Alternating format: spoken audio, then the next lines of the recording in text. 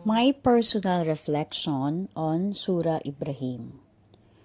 When I first opened the Quran with a heart shattered by betrayal and loss, I never expected Surah Ibrahim to speak directly to my soul.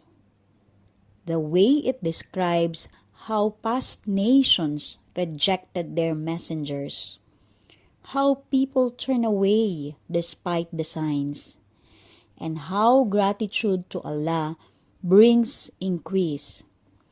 It felt like Allah was telling me, your pain has a purpose. The verses about the day of judgment, where the arrogant will regret their choices, shook me.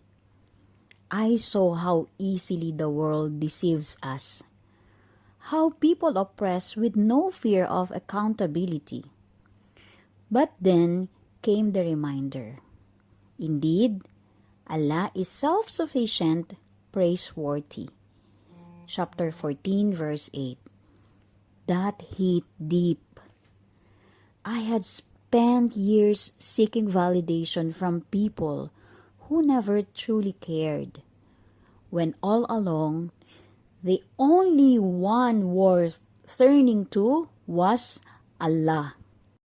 Surah Ibrahim taught me that even when life feels unjust, Allah's justice is never absent.